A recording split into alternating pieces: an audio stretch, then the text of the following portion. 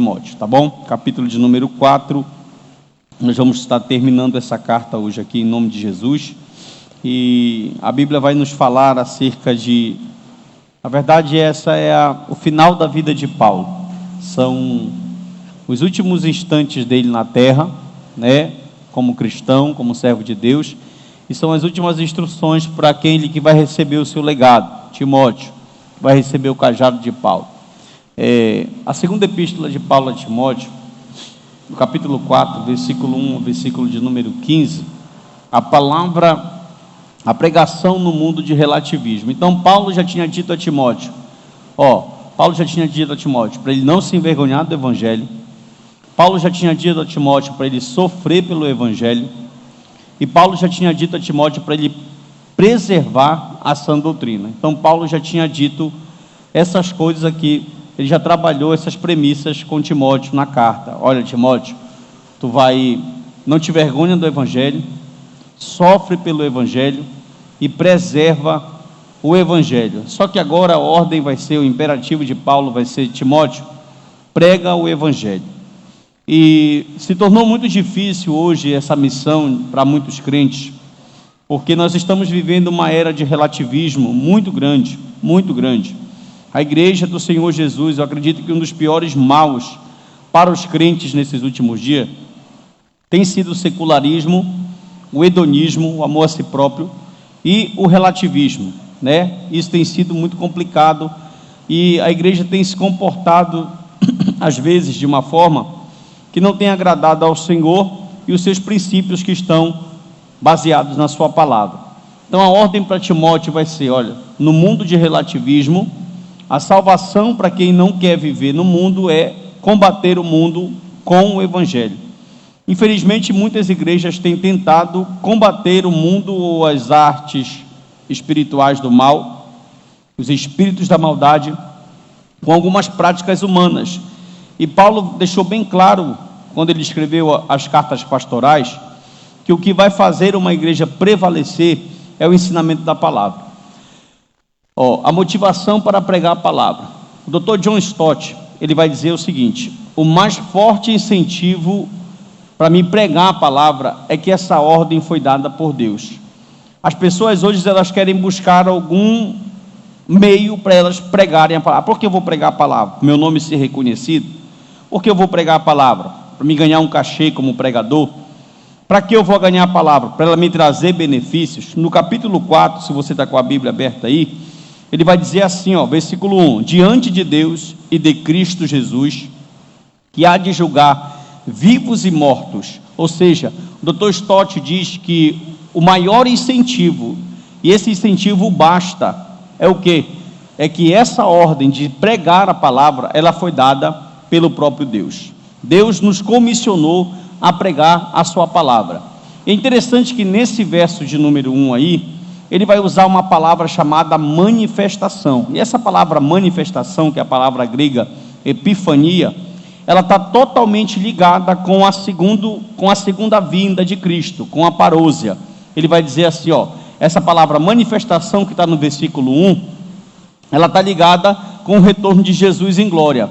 Olha só, a verdade é que Jesus vai voltar, e isso deve ser o suficiente para permanecermos com o ministério da pregação. Então, pregar no Evangelho não é jogar a sua vida ao léu, né? Paulo tem tanta certeza disso, e observe comigo, que ele está preso, que ele está numa cisterna fria. As cisternas romanas, elas geravam nos presos lepra, outros tipos de doença pulmonar. Então, esse homem está preso aqui, mas ele tem uma certeza, que ele diz no versículo de número 1, aquele que vai julgar vivos e mortos pela sua vinda, pelo seu reino. Ou seja, Paulo está dizendo, olha, não vai ser em vão, Jesus vai retornar. Então todos aqueles que se afadigaram, todos aqueles que se colocaram à disposição do reino, eles estarão gozando naquele momento ali, né? Olha o que ele diz: é a ele que Timóteo, você e eu iremos prestar conta do que ele nos entregou. Na carta aos Coríntios, ele vai dizer que o ofício de ser um arauto, um pregoeiro, um pregador da palavra, é algo muito grande, é algo muito bom. Ele vai chamar, e alguns pregadores e estudiosos vão chamar da maior missão ou da maior função que existe na terra, que é ser um pregador do Evangelho. E Paulo está falando para Timóteo: Jesus vem, ele irá se manifestar em glória, aquele que julga vivos e mortos. Então a gente tem aqui, segundo Paulo, uma motivação muito grande para pregar o Evangelho. Então a gente não prega o Evangelho para enriquecer, nós não pregamos o Evangelho para mudar de status social, nós não pregamos o Evangelho para sermos conhecidos ou famosos, nós pregamos o Evangelho porque ele é uma ordem de Cristo para a igreja. Porque, e outra coisa, Cristo está dizendo: pregue o Evangelho que eu vou retornar. Então, só o fato do próprio Deus, Criador de tudo, dar essa comissão à igreja de pregar o Evangelho, isso nos basta. Infelizmente, muitos pregadores têm pregado o Evangelho com segundas intenções, mas não é isso que a Bíblia tem nos ensinado. Olha só, ele vai prosseguir falando sobre o imperativo da proclamação. Como assim, pastor? A ordem agora é: pregue a palavra. Versículo de número 2, por favor, você pode ler comigo? 2 de Timóteo 4, versículo de número 2, diz assim, que pregue a palavra, insta, que seja oportuno, quer não corrija, repreenda, exorte com toda a paciência e doutrina. Olha o que diz esse autor aqui chamado Pierre Marcel. Pierre Marcel vai dizer o seguinte, pregar a palavra de Deus não é uma invenção da igreja, mas uma comissão que foi recebida do próprio Deus. Então a igreja não inventou a pregação do Evangelho, a igreja recebeu de Deus o mandato de proclamar o Evangelho. Igreja não é isso aqui, irmão, não é a parede, igreja é você. Então nós que somos cristãos, agora você se situa em que condição você quer ser. Se você é um simpatizante, se você é alguém que gosta de ouvir sobre Jesus, ou se você verdadeiramente é um cristão. Porque se você verdadeiramente é um cristão, essa ordem foi dada a todos os cristãos, aos discípulos de Jesus. O quê? Proclamar o Evangelho. E nós fazemos isso? Na maioria das vezes nós não fazemos isso de proclamar o Evangelho. Ok? Olha só, o R. Wisby vai dizer o seguinte, ele vai explicar que esse verbo grego aqui, kerux, significa pregar como um arauto. Que verbo grego? Essa palavra prega a palavra, que é o verbo grego kerux, significa um arauto. E um arauto na Bíblia, ele tem um sentido de quê? De alguém que recebe uma mensagem e não adultera essa mensagem. O arauto, ele vai proclamar uma mensagem urgente de um rei. Ou seja, a mensagem que o arauto vai trazer é a mensagem urgente que um rei está querendo que ele anuncie. Então o Evangelho, ele tem uma certa urgência, porque ele é uma boa notícia de salvação para o mundo. E como ele é poder, aonde nós falarmos ele vai gerar resultados. Escute, onde o Evangelho de Cristo Jesus, o Evangelho de Cristo, não o Evangelho dos homens. Existem vários evangelhos. Como, pastor? Marcos capítulo de número 1, versículo de número 1, ele começa o Evangelho falando, Evangelho de Jesus Cristo. Por quê? Porque o Evangelho tem até no Antigo Testamento. O Evangelho era uma boa notícia, que era traga por um rei no Antigo Testamento. No tempo de Jesus tem o Evangelho dos gregos, no tempo de Jesus tem o Evangelho de César, no tempo de Jesus tem o Evangelho de Cristo. Então o Evangelho de Cristo pregado na sua essência, ele vai gerar um efeito na sociedade. Por quê? Porque ele é poder, certo?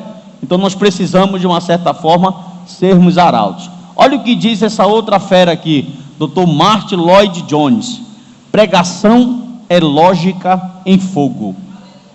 Pregação é lógica, isso aqui é um conceito bem pentecostal, né? É lógica em fogo. Então a pregação não se resume só vocês virem aqui ouvir informações. Não.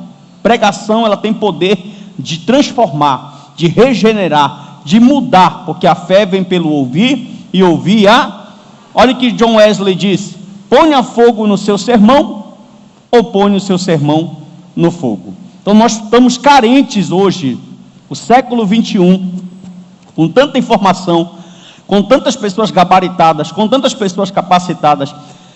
Nós estamos em falta hoje de pessoas que tenham esse fogo no seu sermão. Às vezes tem muita informação, mas não tem graça. E às vezes tem muita oração, mas não tem informação. Então a gente precisa encontrar o equilíbrio, e Paulo sabia que o querigma, proclamação, e o didaquê, o ensino, eles não podem andar divorciados, eles têm que andar junto. Toda vez que um ministro, que uma ministra de Deus, que um pastor, que um pregador, que uma missionária, olhe para mim, irmão, para cá, deixa o pessoal gritar lá, subir para ministrar a palavra do Senhor Jesus, ele tem que estar com uma chama cheia do Espírito de Deus. Por quê? Porque a pregação ela é poder, certo? O que foi que mudou a sociedade?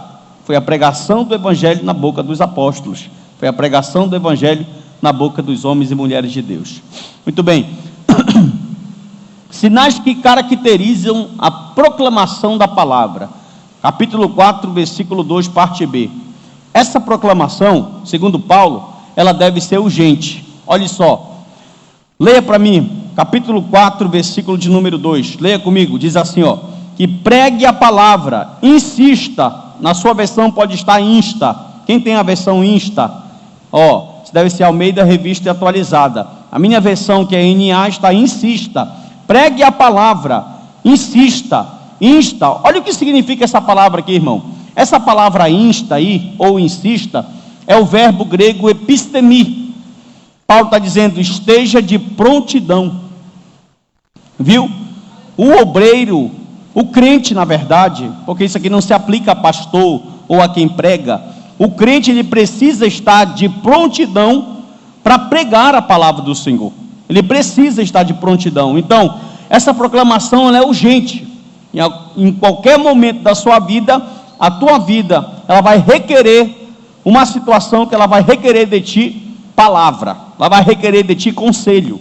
Ela vai requerer de ti exortação, repreensão, ensino, instrução. E eu preciso estar como? Eu preciso estar preparado, eu preciso estar de prontidão. E Paulo está fazendo isso, ele está preparando Timóteo. Ponto 2. Essa proclamação, ela precisa ser contextualizada. Aqui vai nascendo o entendimento, porque você não vai pregar o que você quer. Ó, Paulo vai dizer a Timóteo, ele está usando essa expressão como um comandante militar. Ele vai dizer, Timóteo, prega, corrige, repreende e exorta. Mas por que está dizendo que essa proclamação precisa ser contextualizada? Por que, pastor Narciso? Olha por quê. Por quê? Pregar. Eu trouxe aqui os conceitos para você, e ele vai dizer assim, ó. Por que precisa ser contextualizada? Primeiro, você não vai pregar suas palavras. Você vai pregar as palavras de Cristo. Por quê? As suas palavras e as minhas palavras não mudam nem a tua vida e nem a minha. Quem muda a vida é a palavra de Cristo. Então o pregador precisa pregar não as palavras dele, não as filosofias dele, não o que ele acha, mas o arauto precisa pregar a palavra de Cristo. O compromisso dele é pregar a palavra de Cristo. Olha o que significa pregar.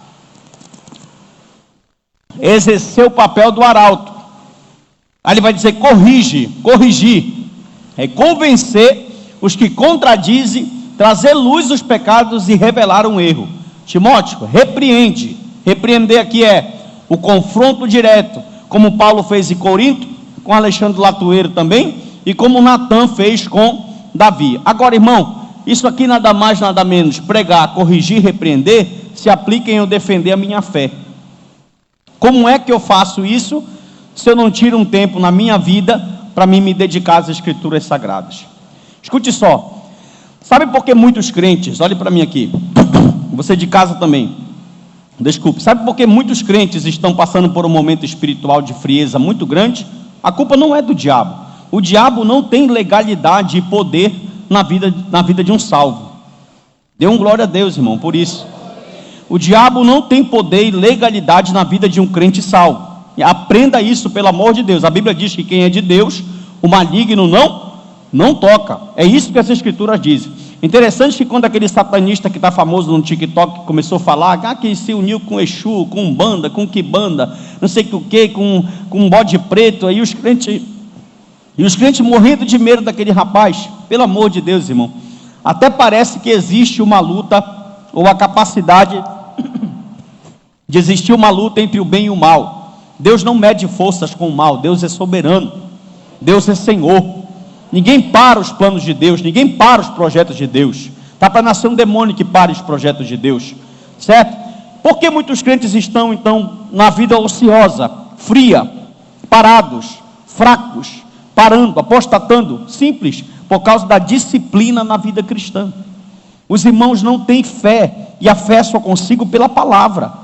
Eu não tenho uma disciplina de leitura bíblica, eu não tenho uma disciplina de oração, eu não tenho uma disciplina com as coisas espirituais. Automaticamente isso vai me deixar fraco no mundo espiritual. Aí eu começo a vir para a igreja só por causa de benefícios, e quando os benefícios não aparecem, eu sumo, eu perco a minha fé, eu paro. Por quê? Olha o que Paulo falou, Timóteo: o motivo para te pregar a palavra não é que tu vai ser abençoado, o motivo que para te pregar a palavra é porque Deus mandou tu pregar a palavra. Então, quando eu venho com o interesse certo, eu entendo que dando certo ou dando errado, eu tenho que pregar a palavra. Estando bem ou não estando bem, eu tenho que estar ministrando a palavra. Agora, quando eu não foco no homem interior, mas estou focado no homem exterior, as coisas tendem a complicar, e muito. Irmãos, isso aqui não é A, nem B, nem C, mas é uma coisa geral. Ontem estava fazendo uma live com os pastores amigos no Instagram, e eles comentando as dificuldades que eles estavam passando nos seus campos. Hoje, conversando com o irmão lá de Benevides, comentando: pastor, as pessoas estão frias, as pessoas estão desanimadas, as pessoas não querem Jesus, nós convidamos elas para orar, elas não querem Jesus. Por causa de quê? Porque a igreja está competindo com relativismo, com secularismo. Nós vivemos mais incumbidos, olhe para mim aqui, irmão, dentro do relativismo, dentro do secularismo, do que como cristãos verdadeiros. Nós só levamos o nome de cristão, mas na verdade nós não somos cristãos verdadeiros. Nós não passamos de cristãos nominais. E não é isso que a Bíblia está dizendo. Vai ser preciso, olha, Timóteo, tu vai encarar algo muito grande. Tu vai precisar pregar, corrigir, repreender e exortar. O que é exortar, pastor? Chamar para estar perto, buscar auxílio, consolar. Como eu disse, vai ter momentos que as pessoas vão requerer algo de você, e só dá quem tem. Por que muitas das vezes você não consegue dar um conselho? Porque às vezes uma situação aparece na sua vida e você toma uma decisão errada, porque falta a lente da palavra, a luz da palavra, a bússola da palavra para você tomar suas decisões. E todas as vezes, não tem uma ou duas, todas as vezes que nós tomamos decisões fora da palavra de Deus, nós quebramos a cara. Amém ou não amém? Está aí um conhecido seu, que você sabe que está na prova, para confirmar o que eu estou falando. Amém? Vamos lá.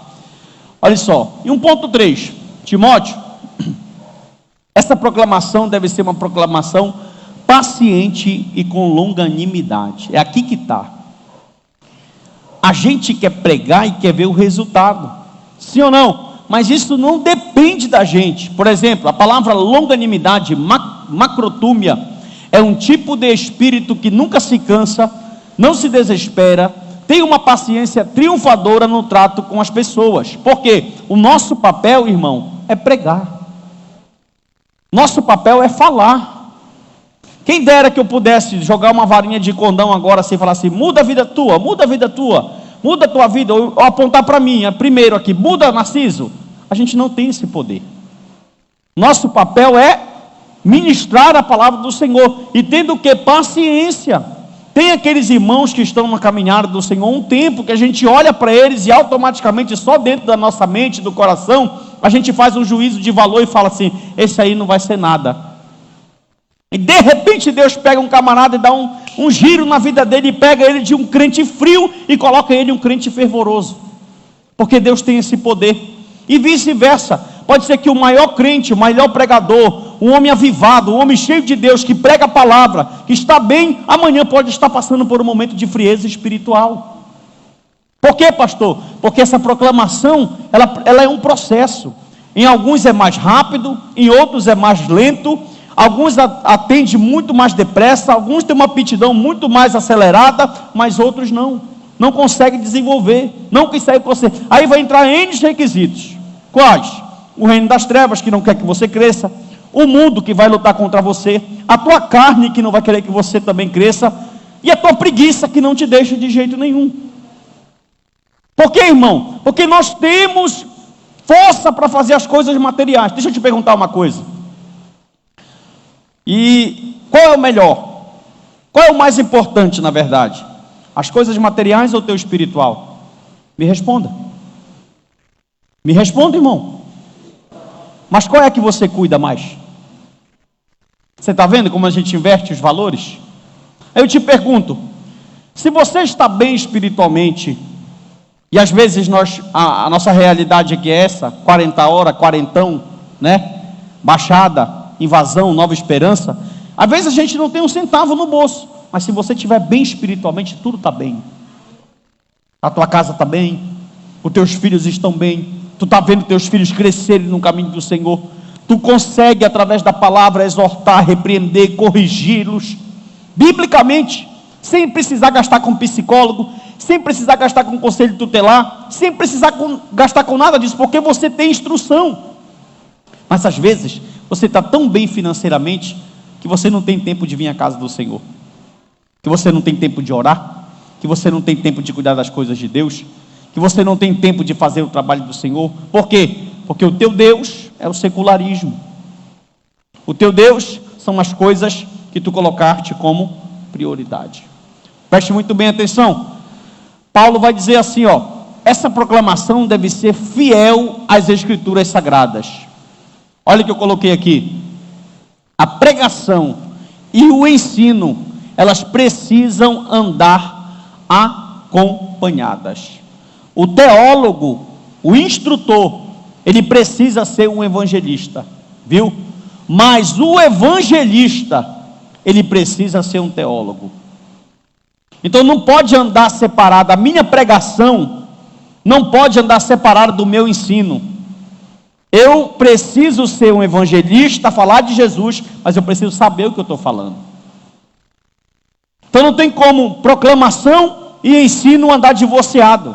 A gente vê muito isso, irmão. A gente vê os irmãos que têm vontade, a gente vê os irmãos que têm zelo, mas eles acabam direcionando as pessoas para um céu que não existe, para um céu que eles criaram. Por quê? Porque eles têm a proclamação, mas não têm a instrução. Viu? O teólogo precisa ser o evangelista, e o evangelista precisa ser pregação e doutrina precisam andar juntas. Eu preciso saber o que eu falo, eu preciso saber o que eu prego, eu preciso saber o que eu ensino. Muito bem, vamos lá. A indisposição para ouvir o evangelho.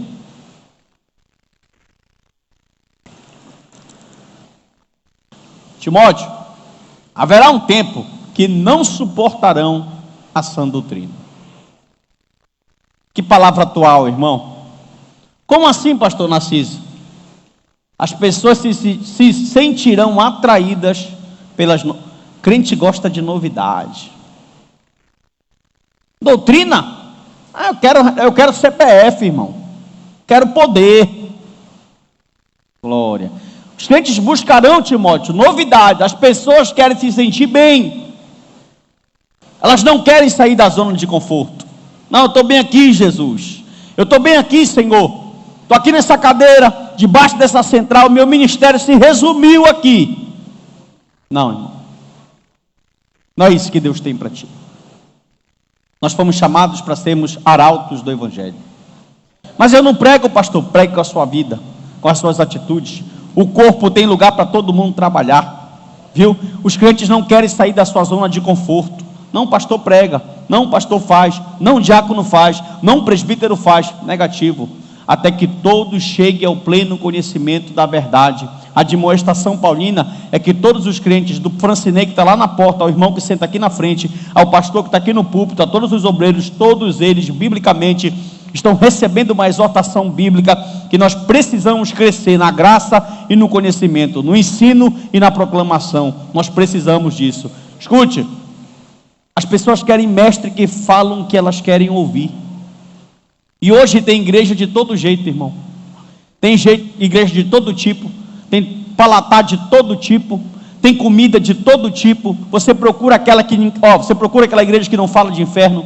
Você procura aquela igreja que não fala de pecado. Você procura aquela igreja que não toque na ferida, no pecado de estimação. Você procura a igreja ao seu bel prazer. Por quê? Porque chegarão tempos que não suportarão. Irmão, o Evangelho de Cristo, ele tem como principal característica, isso é sério, tirar você da tua zona de conforto.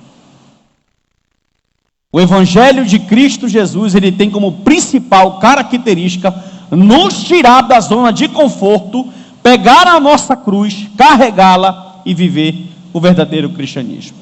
Viu? Outra coisa, elas não procuram a verdade, mas elas procuram o que agrada o coração delas. Sabe o que é interessante, irmão? Olha como é a situação do ser humano.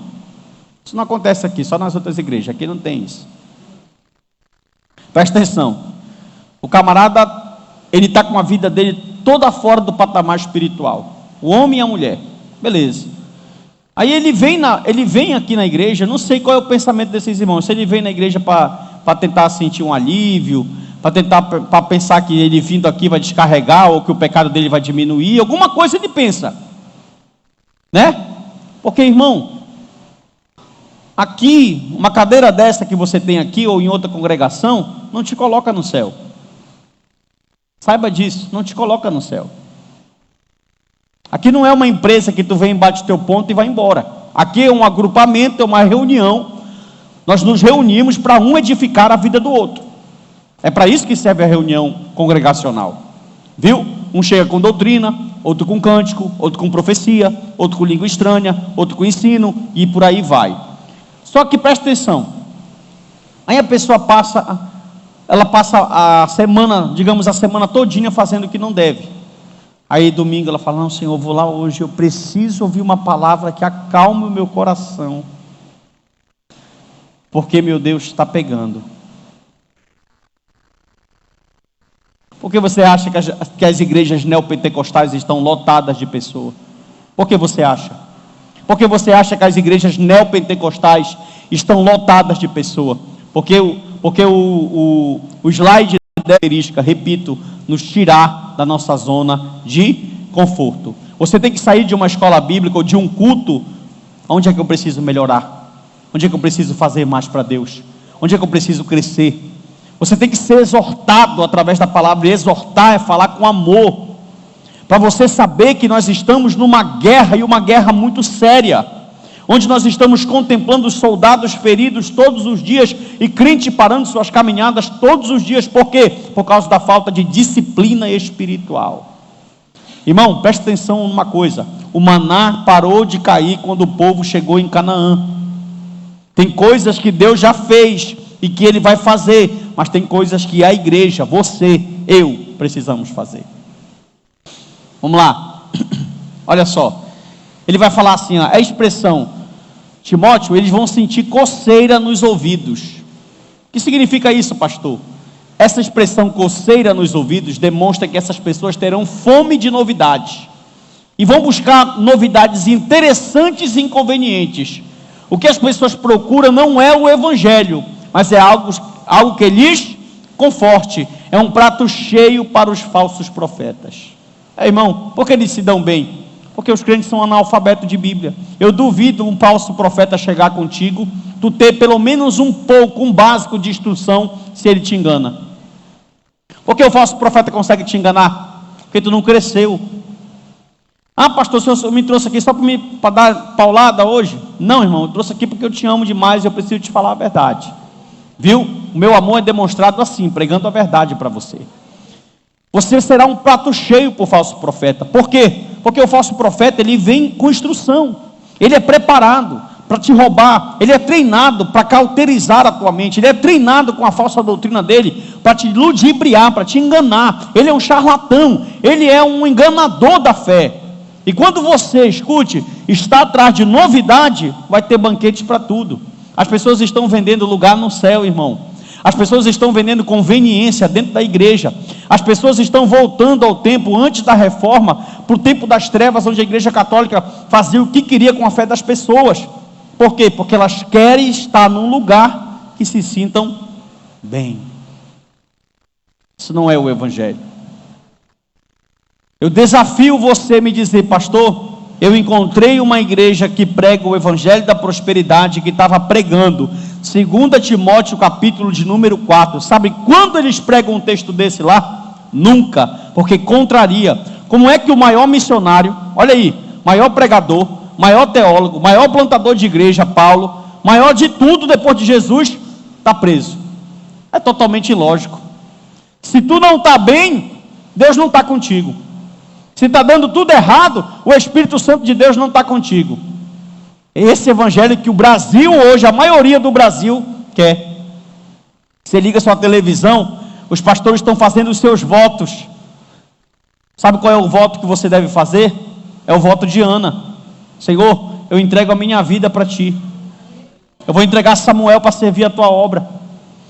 Quer ver uma coisa? Nós comentamos no grupo da igreja aqui outro dia, que nós como cristãos, estamos até mesmo falhando no direcionamento que nós estamos dando para o nosso filho.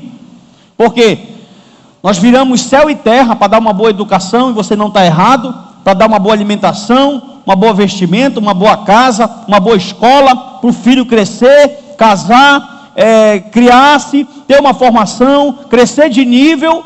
Aí eu te pergunto, teu filho se tornou advogado, mas se ele não conhecer Jesus, tu falhou na tua missão. Teu filho se tornou médico, mas se ele não conhecer Jesus, você falhou na sua missão. Quantos de nós pegamos os nossos filhos e falamos para eles assim: olha, prepara a tua profissão para te conhecer Jesus quando tu crescer? Porque ele pode ser médico, pastor? Pode, mas ele tem que ser um médico crente. Ele pode ser advogado, pastor? Pode, mas ele tem que ser um advogado crente. Ele pode ser gari? Pode, porque toda profissão é digna, mas ele tem que ser um gari crente. Nós temos que implantar, enxertar princípios, como o judeu fazia, Deuteronômio 4:6, nos seus filhos. Mas a gente não faz isso, irmão. Nós não fazemos isso. Aí a gente espera uma sociedade melhor. A gente espera que os nossos filhos sejam abençoados. Aí fica um pouco difícil. Suporte as aflições e siga em frente. Ele vai dizer assim, o desinteresse de pessoas em relação ao evangelho não deve determinar a sua atitude em relação ao evangelho. Isso aqui é bom. Isso aqui é bom. Presta atenção aqui para mim. Ah, pastor, fulano parou. Viu, Francinei? Ah, pastor, fulano desistiu. Ah, pastor, fulano deixou o cargo. Ah, pastor, fulano saiu da igreja. Ah, pastor, aí de certa forma o irmão vai ficando triste. Irmão, pare com isso, pelo amor de Deus. A ação de alguém não pode determinar a tua crença no evangelho. Se o irmão parou, bora orar pelo irmão e vida que segue. Se o irmão abandonou o cargo dele, bora orar pelo irmão. Se for preciso visitar o irmão, vamos visitar o irmão. Se for preciso fazer alguma coisa, vamos, mas é vida que segue. O que vai determinar? Porque tipo assim, pastor, se eu não fico triste, eu fico triste, mas não me abato, irmão. Não me abato. Quem me conhece mais de perto sabe. Fulano parou, fulano saiu, fulano desistiu. Meu irmão, vamos trabalhar. A obra tem dono. O Senhor é dono da obra. Uma hora ele vai mandar trabalhador, uma hora ele vai tocar em alguém, uma hora ele vai pegar aqueles que não querem e vai despertar. Vamos trabalhar. Agora, se você for olhar para o que está acontecendo no mundo, você vai se entristecer, irmão. Por quê? Porque ninguém quer Deus. As pessoas não querem compromisso com o cristianismo mais. Elas querem compromisso para elas. Então, olha só. Eu preciso passar, você deve continuar. Olha o que ele falou para Timóteo. Timóteo, tu continua sóbrio, íntegro, perseverante. Irmão, no meio de uma geração embriagada pelo pecado, eu preciso me manter sóbrio sobre todas as coisas. E o que é sóbrio? Olha o que é essa palavra aqui. Essa palavra sóbrio é a palavra nefo, que significa livre de qualquer forma de embriaguez mental e espiritual. Olha o que a pessoa sóbria nesse texto. É aquele que está vendo tudo cair, as pessoas apostatando, esfriando, parando, largando o carro, dizendo que não querem, mas ele está ali, perseverando. Aleluia. Está calmo, está tranquilo. Pastor fulano, meu irmão, que pena, vamos orar, mas ele está ali, sóbrio. Ele sabe quem chamou ele. Que Paulo está preso, gente. Paulo está dizendo, olha, eu vou morrer daqui a pouco, você entregue daqui a pouco por libação, mas eu estou sóbrio. Aleluia. Estão perseguindo o evangelho, já colocaram um monte de crente em estaca aqui em Roma, mas eu estou sóbrio. Eu estou vendo o mundo cair ao meu redor, mas eu estou perseverante. Então, se você vai ter duas escolhas, irmão, você vai ter duas escolhas. Se você acha que você tem livre-arbítrio, você vai ter duas escolhas. Qual? Ou você vai olhar para as pessoas que estão caindo, vai se desanimar e vai ser o próximo a cair, ou você vai fazer isso aqui, ó. Senhor, estou aqui para te servir. Porque, irmãos, olhe para mim aqui. Nós estamos contemplando ao vivo, a cores, as profecias que Jesus falou se cumprindo nos nossos olhos, confirmando que a Bíblia é a palavra de Deus. Jesus não falou na sua palavra que no final dos tempos, ele disse: Timóteo, no final dos tempos, nós trabalhamos sexta passada, muitos apostatarão da fé. Ele não disse que haveria um avivamento. Os salvos estão vivendo o avivamento. Essa glória aí, só misericórdia. Os crentes que estão perseverando, o mundo está caindo, mas você está vivendo o avivamento, irmão. Aleluia. Nós estamos de pé, nós estamos prosseguindo, nós estamos sóbrios, perseverantes. Quem não tem problema aqui? Jesus falou: o amor de quase todos vai esfriar. A gente olha para os crentes, eles estão desanimados, abatidos, parece que não tem perspectiva, parece que a Bíblia é mentira, parece que o cristianismo é uma farsa. Por quê, irmão? Porque não acreditam no Deus que serve, ou ainda não conhece o Deus que serve. São as duas coisas: ou ele não conhece o Deus que ele serve, ou ele não conhece a Bíblia que ele lê, ou ele ainda não entendeu o que é o Evangelho. Porque, irmão, esse texto é verdade, a palavra é verdadeira. Nós precisamos estar sóbrios. Pastor, fulano caiu. Irmão, vamos orar por esse irmão, vamos dobrar nosso joelho, vamos lá fazer uma visita para ele, vamos lá fazer uma oração por ele, vamos lá levar uma palavra para ele. Mas permaneça, seja sóbrio, não se entristeça não, irmão, se alegre. Por que se alegre? Porque você está de pé, meu irmão. Aleluia. Olha só, a geração está embriagada, como eu disse no slide passado, que é uma geração embriagada pelo pecado, enquanto muitos estão tomando o cálice da Babilônia, você está tomando Santa Ceia. Aleluia. Igreja é assim, irmão. Nós estamos há 8 anos aqui nessa casa. Igreja é assim, é um fluxo, vai 1, volta 2, sai 3, volta 1, sai 4, volta 3, e vai, e fica. As pessoas são inconstantes. Você vê que os crentes são inconstantes. O irmão está bem hoje, amanhã ele não está bem. O irmão ora essa semana, depois ele não ora um mês. Por quê? Porque são pessoas inconstantes.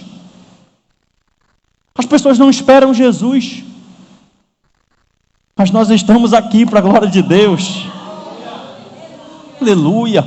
Mesmo a tanta dificuldade, irmão, mesmo a tanta luta, a irmã Irá foi muito provada esse ano com a doença da mãe dela. Tem pessoas que foram provadas com enfermidade. Eu e minha família estamos sendo provados em várias áreas. Francinei foi muito provado esse ano. Muitas pessoas que estão aqui agora e foram provadas extremamente, mas você está aqui.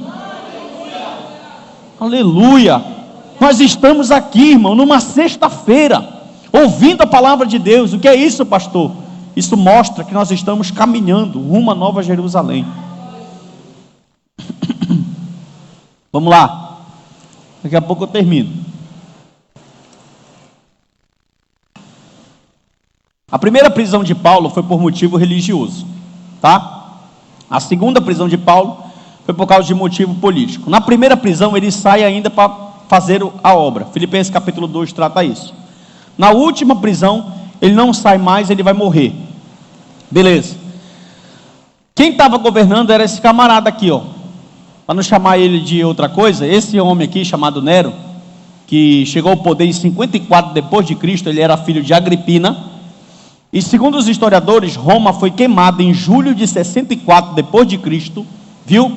Foi incendiada, esse incêndio durou 6 dias e 7 noites, e de 14 bairros que tinha em Roma, com 1 milhão de habitantes, 10 bairros foram queimados.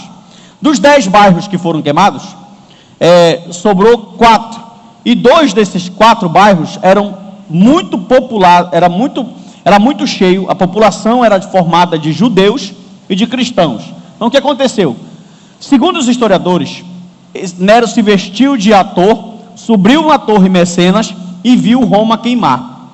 Quando ele viu que precisava colocar culpa em alguém, e o bairro dos judeus e cristãos ficou intacto, a sua maior parte, ele disse que quem queimou foram os cristãos. Então o que aconteceu? Foi suficiente para ele colocar a culpa nos cristãos, certo? Aí olha o que aconteceu, irmão. Você acha que você passa a prova? Olha isso aqui, ó. Faltou madeira para fazer cruz. Eles pegavam os crentes e colocavam nas esquinas para iluminar Roma.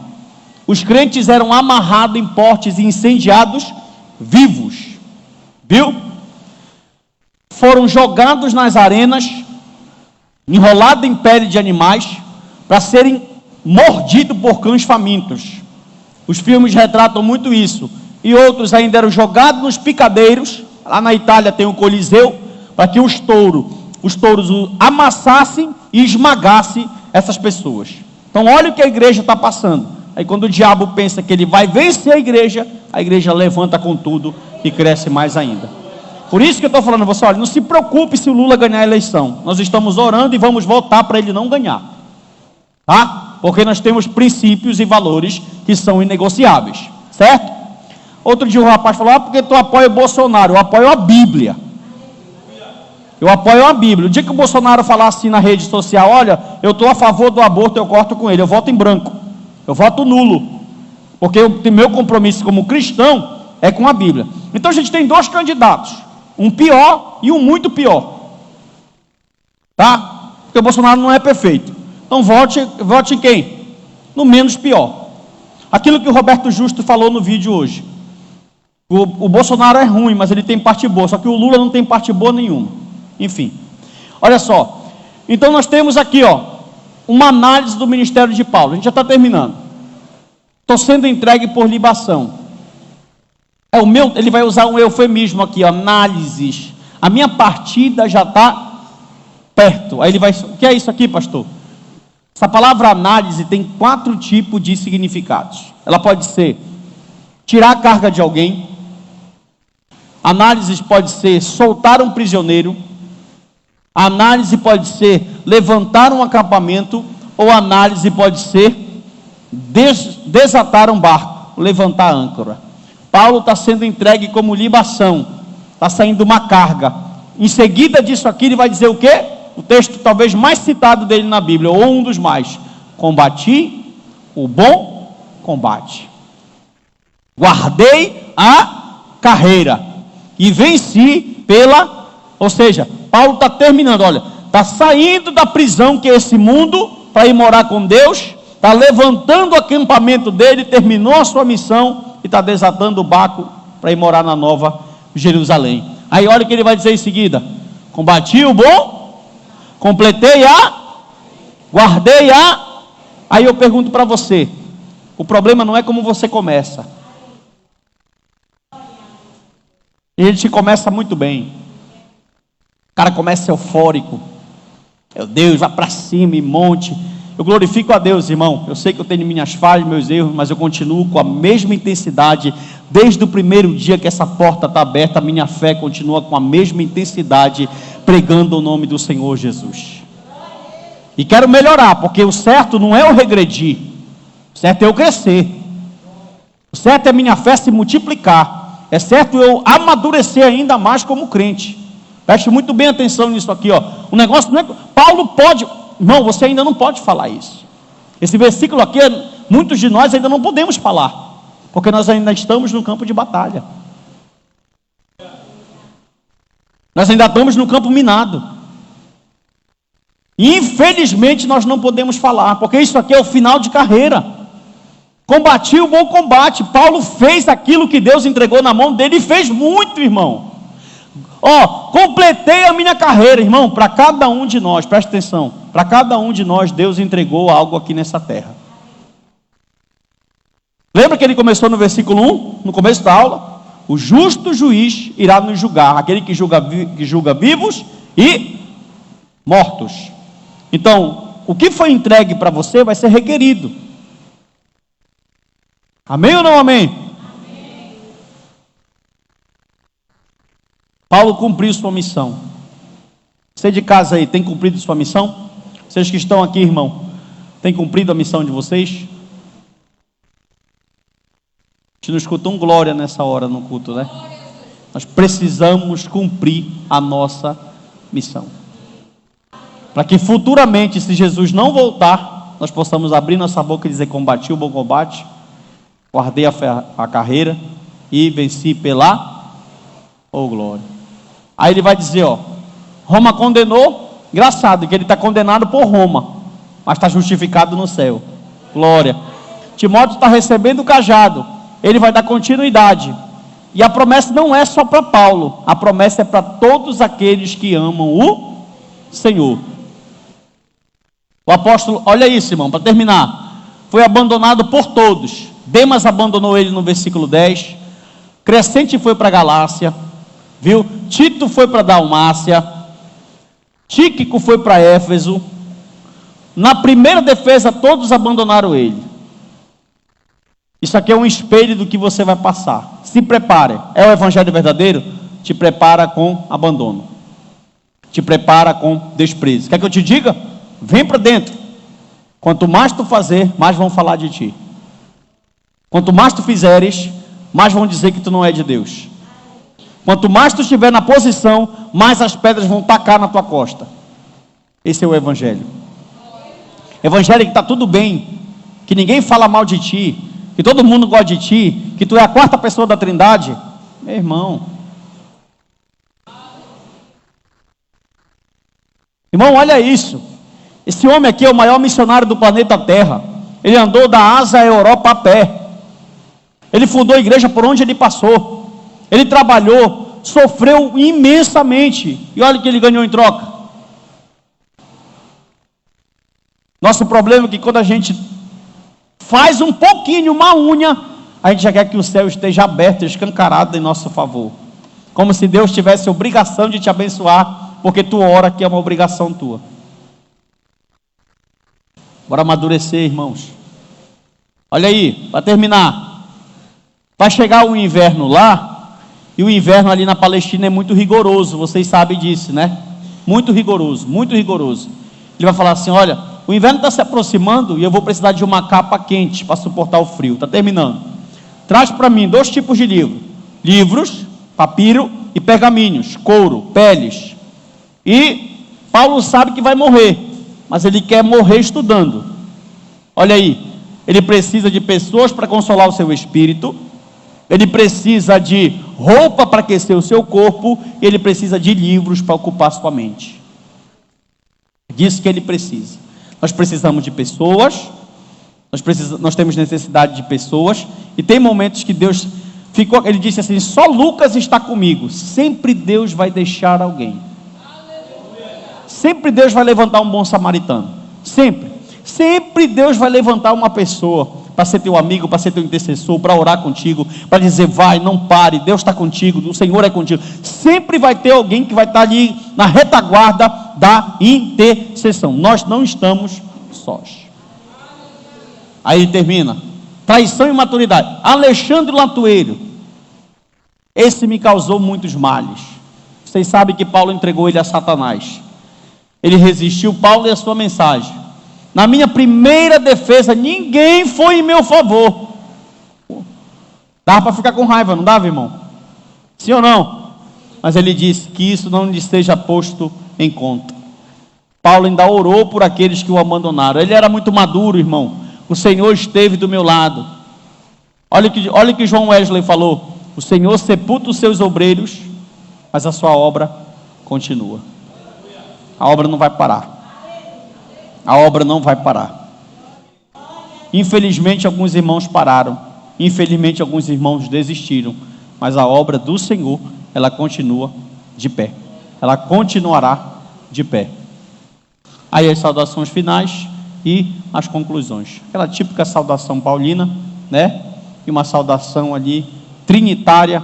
E que Deus te abençoe e te guarde, em nome de Jesus. Bata uma palma para o Senhor Jesus. Você de casa, muito obrigado.